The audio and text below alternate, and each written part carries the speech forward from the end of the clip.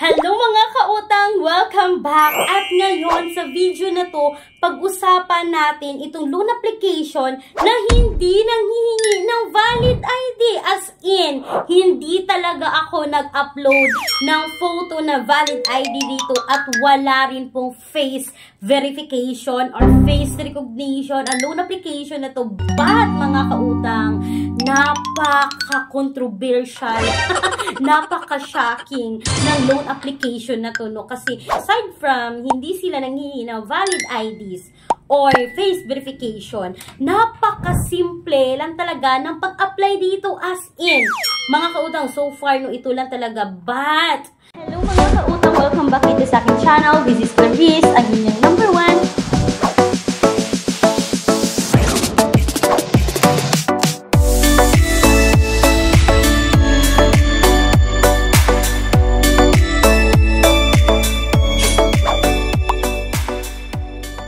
Alam nyo ba na itong loan application na ito is nag-o-offer ng 5 million pesos? Kahit kayo ay first time loaner dito mga kautang. At dito sa akin, makikita nyo talaga no, na yung kanyang offer is 1,360,000 pesos. So, may mga application, or natawa ako kasi, may application bang ganito? May mga loan application ba talagang nagpapautang ng ganito?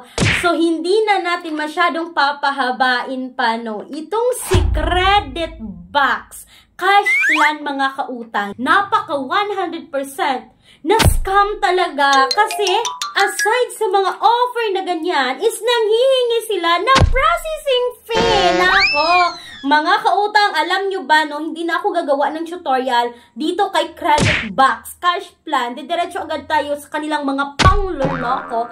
Masasabi ko talagang pangloloko mga kautang kasi makikita nyo dito, no, sa kanilang platform na savings account lang raw or pagsisave lang daw ang ino-offer nila dito. So makikita nyo na no ads raw, happy saving money, good planning, ano pa? Credit Box Cash Plan. So, yan po yung ino-offer nila to. Hindi sa pang ano ha, hindi loan up yung nakalagay. But kung kayo ay mag-apply loan up at hinihingi yung processing fee. At alam nyo ba mga kautang, makikita nyo dito, I have paid or pay. Pag i-click mo yung pay mga kautang, alam nyo ba na nagdadirect siya sa GCash? So makikita nyo, secure complete the payment with your GCash app. Anak ko, nakakaloka. At alam nyo ba mga kautang, no, na trinay ko kasi dito kanina, no, well, nag-apply ako dito, wait lang, i-check ko. So, makita nyo dito kapag i-click nyo ng I have paid, no, for example, scam nyo rin sila, na sabihin nyo na kapag pay ka, so dito makikita yung mobile number sa GCash nyo, yung amount, at yung reference number, anong ba tawag dito? Ay, napakasigurista na loan application na to kasi ilalagay mo talaga yung reference number at mag-upload ka dito ng payment details or screenshot, no? Kagaya ng pinakita nila sa sample. At eto na ang mga kautang, no? Nag-upload ako dito ng transactions ko dito sa GCash, no? Nag-send ako dito sa kakilala ko ng 300. At tiningnan ko mga kautang, sabi dito, makikita nyo talaga dito sa screen na kahit i-submit ko yan na paulit-ulit, nagpa-flash yung mga text dito mga kautang na successful.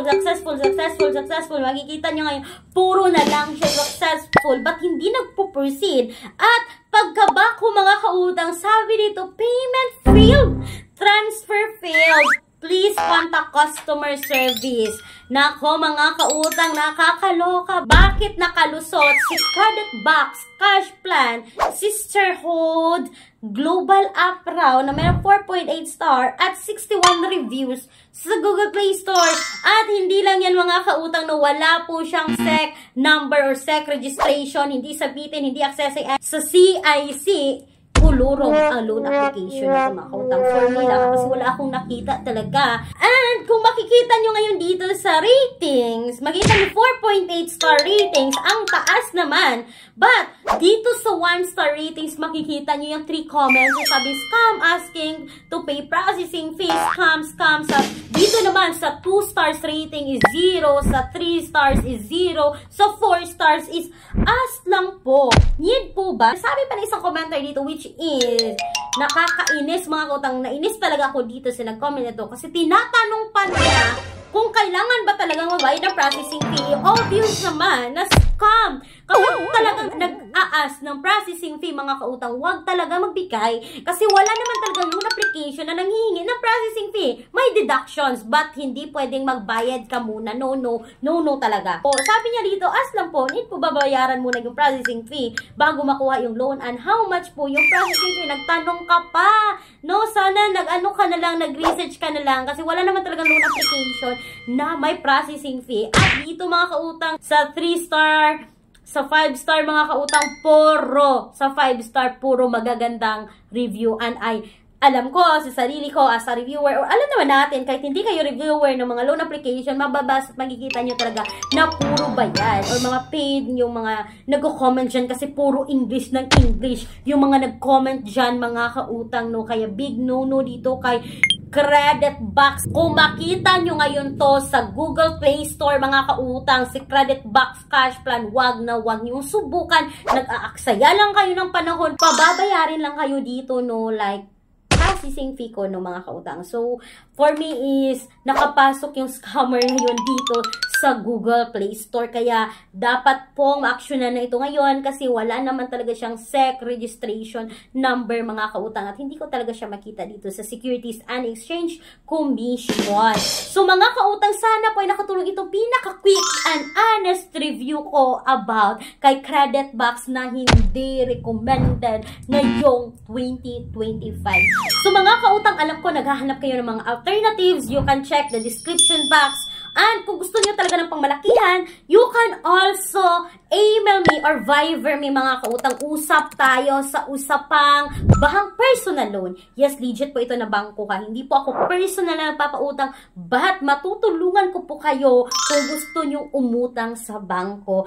So mga kautang, kung kayo dyan ay employed, kung kayo dyan ay nagtatrabaho sa BPO company at least 3 years, kung kayo dyan ay isang doctors and nurses sa private hospitals, and isang guro sa private schools mga kautang, pwede ko kayong matulungan ngayon. I-email nyo na ako, clarissa@gmail.com or Viber me. Makikita yung Viber number sa screen. Sana po ay nakatulong ito ngayon. And itong si Credit Box is hindi recommended, wag subukan. Once again, this is Clarice, ang inyong #1 palautang. Dahil utang is life. Bye bye bye mga kautang!